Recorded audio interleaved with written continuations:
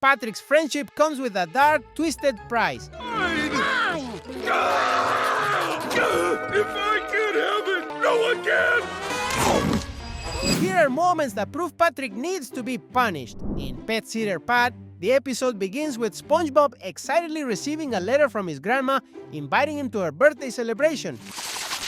Dear SpongeBob, won't you come join me for my birthday? Thrilled by the invitation, SpongeBob realizes he needs someone to take care of Gary while he's away. Who's gonna take care of you? After a brief and humorous encounter with Squidward, who flatly refuses due to Gary's destruction of his kelp garden, Is that true? SpongeBob turns to Patrick for help. Patrick, initially distracted while chatting with a puddle named Funny, Hi, Funny. agrees to look after Gary. Don't worry, I know what to do. He's safe with me. SpongeBob entrusts Patrick with a meticulously crafted list of instructions for Gary's care. The things you have to do with Gary. Make sure you do each and every one. Got it. Once SpongeBob leaves, Patrick nonchalantly attempts to care for Gary, but soon becomes distracted by his own hunger. I know. Let's go for a walk. Looks like my tummy is having an argument with the coral balls. After a prolonged trip to the restroom, Patrick returns to find Gary looking visibly weak and hungry. Oh, hey, Fred, what's up? Oblivious, Patrick eats all of Gary's snail food. Good stuff. Meanwhile, SpongeBob enjoys his grandma's celebration, but becomes increasingly anxious about leaving Gary in Patrick's care. Oh, Gary. He's safe with me. After a call from SpongeBob to check on Gary, Patrick reassures him that everything is fine. Oh, Gary. Yeah, he's fine. However, Patrick quickly realizes Gary desperately needs a bath. SpongeBob was right. You need a bath. His unorthodox approach begins with dumping snail food into the bathwater, leading to a chaotic chase through SpongeBob's house.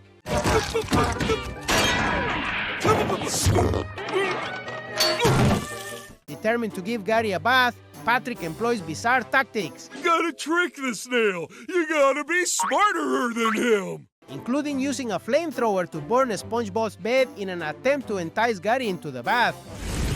Doesn't that look fun? He manages to bathe Gary by spraying him with soap and water. Hum-doo! To dry Gary, Patrick uses a hairdryer so aggressively that Gary looks shriveled and ancient by the end of it. Doesn't that feel better? Satisfied with his efforts, Patrick settles down on the couch, unaware that the running water from the sink, shower, and hose is flooding the house.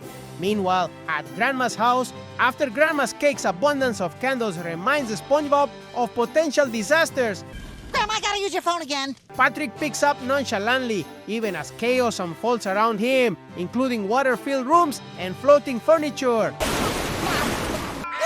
What is happening to them? SpongeBob returns to find his house flooded and Patrick lounging in his bed, obliviously claiming to have read Gary a bedtime story. Ah, reading Patrick a bedtime story, I see. Snail Tales? I thought it was called Meow Meow Meow. It's a comically absurd sequence that showcases Patrick's misguided overconfidence and the destruction he inadvertently causes. In the episode The Card, SpongeBob excitedly heads to the bank to withdraw money for the new Mermaid Man and Barnacle Boy trading cards. However, his perfectionism leads to a series of delays. Ultimately, SpongeBob is thrown out of the bank but remains undeterred. He later arrives at the comic book store alongside Patrick. SpongeBob eagerly purchases a pack of trading cards. The dealer showcases a rare platinum hologram animated talking card, number 54, the most valuable card in the series with only 5 ever produced. Determined to own it, SpongeBob spends all his money buying card packs, but fails to find the prize card. Meanwhile, Patrick casually purchases the last available pack and to SpongeBob's astonishment, reveals that he has unwittingly acquired the coveted number 54 card. Panicking, SpongeBob takes on the responsibility of protecting the ultra-rare card. This leads to a series of misadventures as SpongeBob ensures the card's safety, intervening to stop Patrick from walking into mud. Ultimately, SpongeBob drags Patrick back to his house. Patrick searches for his house key. hilariously pulling out unrelated items, SpongeBob panics about the rare card's safety, fearing it may be damaged. Surprisingly, Patrick offers the priceless card to SpongeBob, displaying his selflessness. Touched, SpongeBob gratefully accepts but agrees to let Patrick keep it for the day. However, Patrick's careless actions continue to endanger the card. He uses it as a lock-picking tool to enter his home. The situation worsens when Patrick inadvertently sets the card on fire, extinguishes it with spit, and then uses it to flip burgers, wipe his face, and serve food. The card's pristine condition deteriorates rapidly, breaking and ultimately disintegrating into dust. SpongeBob is devastated by the destruction of the rare and valuable card. Seeing his friends despair, Patrick consoles SpongeBob with a surprising revelation. The pack he bought was filled with multiple 54 cards, and Patrick generously gives him all 4 remaining cards, showing his friendship and loyalty once again. Wow! Can I borrow one of those cards? I'll lock myself out of my house again. In Yours, Mine, and Mine, the episode begins with Patrick ordering a Krabby Kitty meal at the Krusty Krab. Cuter than a regular Krabby Patty? Yes. Enticed by its 30% cuter appeal. However, Patrick can't afford it and begins to cry until SpongeBob proposes they share the meal. We can buy it together and share it. Share it? Sure. Patrick quickly agrees and takes SpongeBob's money to purchase the meal. Sharing is fun. While Patrick consumes most of the meal, SpongeBob hesitates to ask for his share. Are you gonna save some of that for me? What? Nothing. Patrick complains about the lack of a toy in the meal, prompting Mr. Krabs to craft a makeshift, licensed Krabby Patty toy out of kitchen ingredients, An official Krusty Krab licensed toy? which Patrick and SpongeBob find enchanting. SpongeBob is immediately enamored with the toy, dubbing it Patty Pal. Toy, I think I'll call you... Oh, Patty Pal! But Patrick reminds him they agreed to share. Don't you mean our new toy?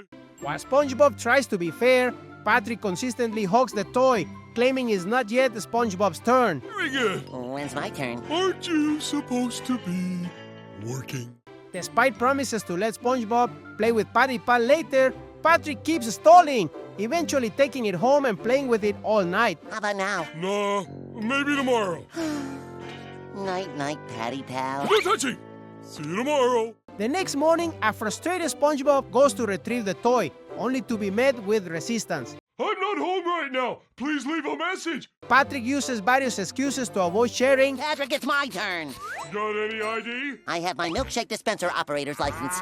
Looks fake to me, pal. Bye-bye now. After failed negotiations, where SpongeBob offers shorter and shorter sharing intervals, Okay, my final offer. We trade off every second. 1. 1. the conflict escalates into a chase. The scene encapsulates Patrick's selfishness. Patrick and SpongeBob take their escalating feud over the Patty Pal toy to Sandy for mediation. What incarnation's going on with you two? Sandy advises them to resolve their conflict through understanding and communication. You can only resolve conflict when you understand each other. After briefly reflecting on Sandy's advice, SpongeBob and Patrick's rivalry reignites, and their fight over the toy escalates into a chaotic brawl, eventually ending up back at the Krusty Krab, shouting over whose turn it is.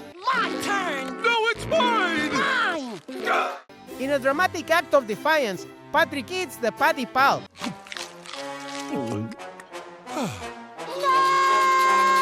Loudly airing their grievances to Mr. Krabs. Mr. Krabs intervenes. SpongeBob won't let me play with it! Only because you hogged it all night! I did not! Did too! No! He offers each of them their own Patty Pal toys. If I gave each of you another toy, would that make you happy? Yes! However, Mr. Krabs charges them $13.50 each for the toys. Patrick, that's my money. Have you learned nothing about sharing?